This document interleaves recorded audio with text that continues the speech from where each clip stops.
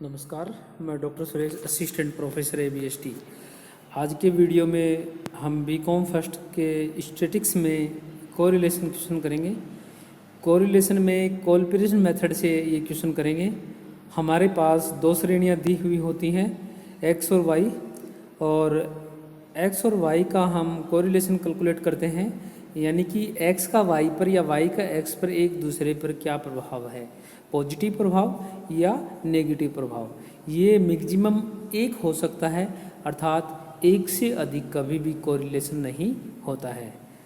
यहाँ पर हमारे पास दो श्रेणियाँ कुछ भी हो सकती हैं, दो प्रोडक्शन हो सकते हैं, दो स्टूडेंट हो सकते हैं, दो कंट्री हो सकती हैं, दो गेम्स हो सकते हैं, या दो हैबिट्स हो सकती हैं। यहाँ पर उसी अकॉर्डिंग अपने क्वेश्चन सोल्व करेंगे। एक्स का वाई पर या वाई का एक्स पर क्या प्रभाव है। तो देखिए यहाँ पर एक्स श्रेणी दी हुई है। एक्स में हमारे पास कंटिन्यू दिए हुए हैं, देखिए 2, 3, 1, 4, 5, 6 और 7। यहाँ पर n = 7 दिया हुआ है, अर्थात हमारे पास अनसीक्वेंस नंबर होता है, सीरियल नंबर होता है, तो n = 7।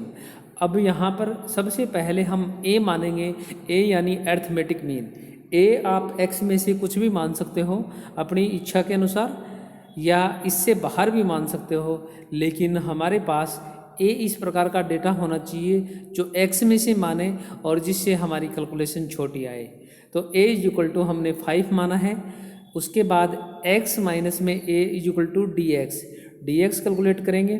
तो dx कैसे कैलकुलेट करेंगे, x हमारे पास दिया हुआ है, उसमें से 5 माइनस कर दीजिए। तो देखिए 2 - 5 = -2, 3 - 5 = -2, 1 - 5 = -4, 4 - 5 = -1, 5 - 5 = -0, 6 - 5 = +1, 7 - 5 = +2। ये हमारे पास dx आ गया। dx का जो टोटल होता है उसको हम बोलते हैं सिग्मा dx। तो सिग्मा dx हमारे पास -7। उसके बाद हमारे पास जो dx हमने कैलकुलेट किया है उस dx का स्क्वायर कीजिए। तो dx का स्क्वायर 2 का स्क्वायर, 3 का स्क्वायर 6, 2 का स्क्वायर 4, 4 का स्क्वायर 16, 1 का स्क्वायर 1, 0 का स्क्वायर 0, 1 का स्क्वायर 1 और 2 का स्क्वायर 4। इसका जो टोटल होगा वो 32 होगा। इसको हम बोलेंगे सिग्मा dx²। इसी अकॉर्डिंग हम y श्रेणी कैलकुलेट करेंगे। y श्रेणी हमारे पास दी हुई है 10, 20, 30, 40, 50, 30 और 20। इसमें से सबसे पहले हम a मानेंगे। a arithmetic mean. Arithmetic mean अपनी इच्छा से कुछ भी मान सकते हैं, लेकिन हमें श्रेणी के अंदर से मानोगे तो हमारी कैलकुलेशन छोटी आएगी, और इस प्रकार का डेटा हमें a मानना चाहिए जिससे हमारी कैलकुलेशन छोटी आए। तो देखिए हमने a मान लिया 30। तो y माइनस में a = dy। तो dy कैसे कैलकुलेट करोगे, 10 माइनस में 30 = -20, 20 माइनस के 30 = -10, 30 माइनस में 30 = 0, 40 माइनस के 30 = +10, 50 माइनस के 30 = +20, 30 माइनस 30 = 0, 20 माइनस 30 = -10। इसका जो टोटल होगा सिग्मा dy हमारे पास आ गया -10। सिग्मा dy जो हमने कैलकुलेट किया है इसको स्क्वायर कर देंगे। इसका स्क्वायर 20 का स्क्वायर 400, 10 का स्क्वायर 100, 0 का स्क्वायर 0, 10 का स्क्वायर 100 और 20 का स्क्वायर 400, 10 का स्क्वायर 0 और 10 का स्क्वायर 100।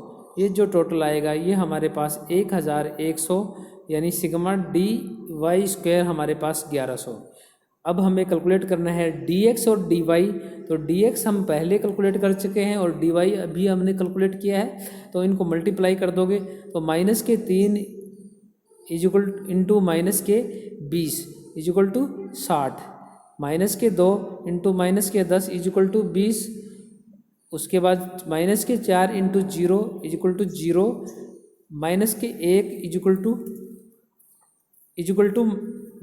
+10, तो 10 sorry -10 = 10, 0 × 0 = 0, +1 × zero is equal to zero और प्लस के 2 इंटू माइनस के 10 इज इक्वल टू माइनस के 10। इसका जो टोटल आएगा sigma D x D Y हमारे पास 50।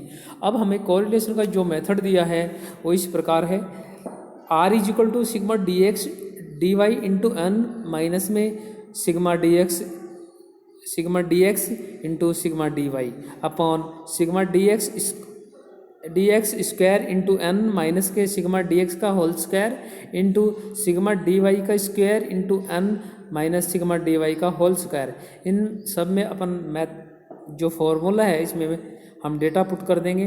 तो sigma D x D Y हमारे पास 50 इंटू 7 माइनस के सिग्मा डी एक्स हमारे पास माइनस के 7, तो ब्रैकेट शुरू और माइनस के 7 और सिग्मा डी वाई हमारे पास माइनस के 10, तो माइनस के 10 upon sigma D x square हमारे पास 32 इंटू 7 माइनस के सिग्मा डी एक्स माइनस के 7 is equal to whole square into 1100 into 7 और माइनस के 10 का स्क्वायर। इसको हम सोल्व करेंगे, जो हमारे पास सोल्व करने के बाद हमारा जो आंसर आएगा वो r इज इक्वल टू 0.24 है, यानी प्लस के पॉजिटिव। तो हम कह सकते हैं कि कोरिलेशन इज़ वेरी लो, यानी कोरिलेशन लो पॉजिटिव कोरिलेशन है। ये हमारे पास कोरिलेशन है। कोरिलेशन मैक्सिमम 1 हो सकता है, 1 से अधिक कभी भी कोरिलेशन नहीं होगा। Thank you. अगर आपको फिर भी नहीं समझ में आए तो मेरे व्हाट्सएप नंबर पे संपर्क कर सकते हो। Thank you.